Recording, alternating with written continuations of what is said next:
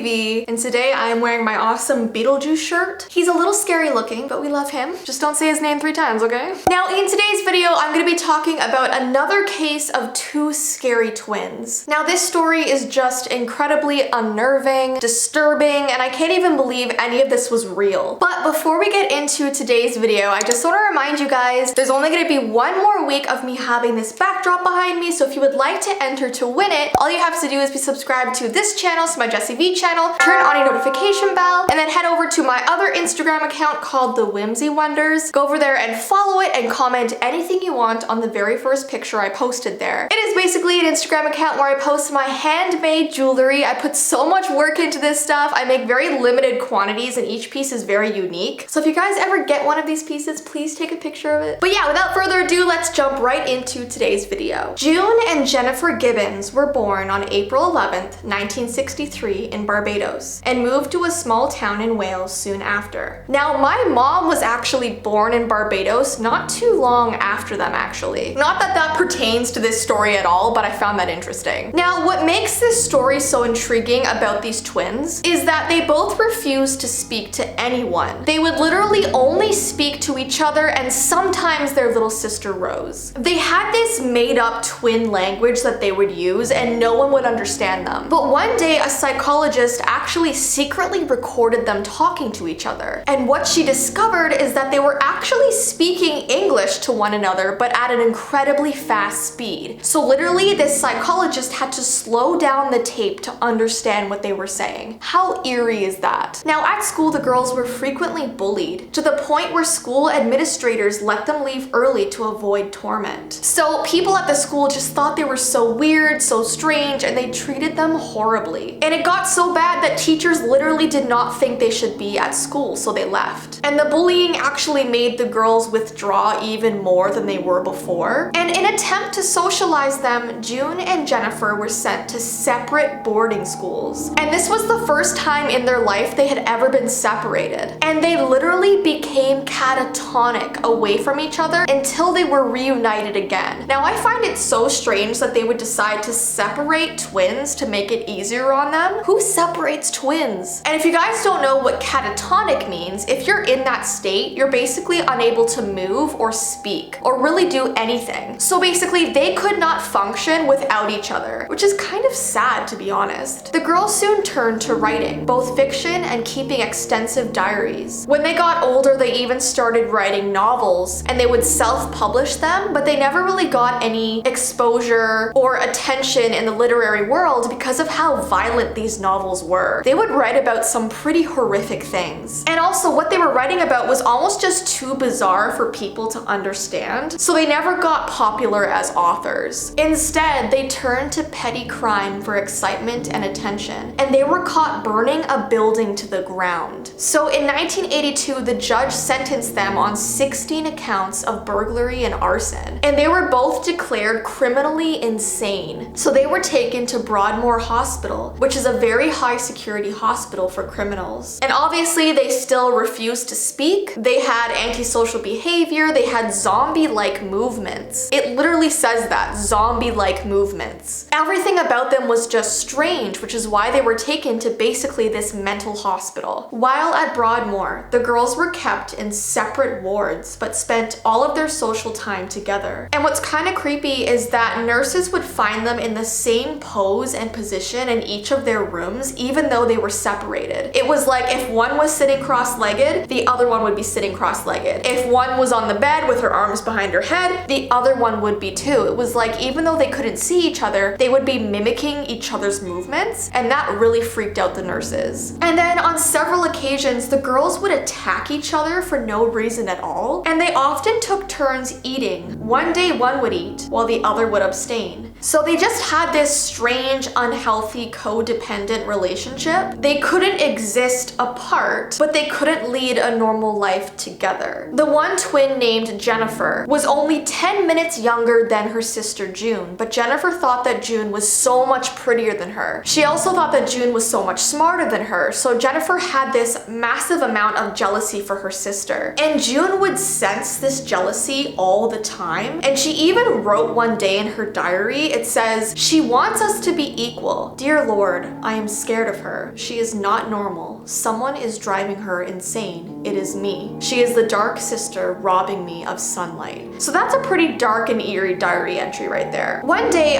this journalist, her name was Marjorie Wallace, she heard about these twins because a lot of people were talking about them. So one day she sat down and had tea with the twins one day. And it was so strange because as they were sitting there, Jennifer randomly brought up that she had to die. And when the journalist asked her why, she responded with, this is a quote, "Because we decided." It says, "It would not be enough to live separately. They would always possess one another. One of them had to die so the other could live a normal life." It is such a strange concept, and these twins really believed that. In 1993, the girls were finally granted a transfer to a place called Caswell Clinic. But when the twins arrived at this new place, people noticed that Jennifer looked very, very ill. She was rushed to the hospital and pronounced dead of acute myocarditis, which is basically this sudden lethal inflammation of the heart. And it's normally either caused by a viral infection, drugs, or being poisoned. And what's strange is that doctors found no evidence of any of that in her body when she died. So the cause of this thing happening to her has never really been identified. So after Jennifer passed away, June was really grief-stricken by the loss, but she was also relieved. This is what she said after her sister passed away. She said, "We were war-weary. It had been a long battle. Someone had to break the vicious circle." So today, June lives a very normal life. She speaks to people again, she lives independently, and she completely put the past behind her. She visits her sister's grave often. It is inscribed with a poem written by June. So this is what she wrote on her sister's grave. "We once were two, we two made one. We no more two, though life be one. Rest in peace." So that is literally what is on her gravestone. So I just found this story to be so intriguing. It's very sad, it's very eerie, and it's all very, very real and baffles people all around the world, baffles psychologists, doctors. It's just crazy to me. Obviously, there's so much more detail you can look up. It's all over the internet. So if you guys want to comment anything down below that I missed, definitely feel free to. And if you want me to continue this series talking about strange twin stories, I definitely can, because there are so many out there. Some of them have paranormal aspects, some of them are just sad, some of them are kind of like this where it has a bunch of very eerie facts, but I could definitely start a series like this. So give this video a thumbs up if you would like me to do that. And don't forget, if you want to win this backdrop behind me, go and follow the Whimsy Wonders account, and you can also go and check out the new jewelry pieces that I posted on there. But I hope you guys have an awesome rest of your day, and I will see you in my next video.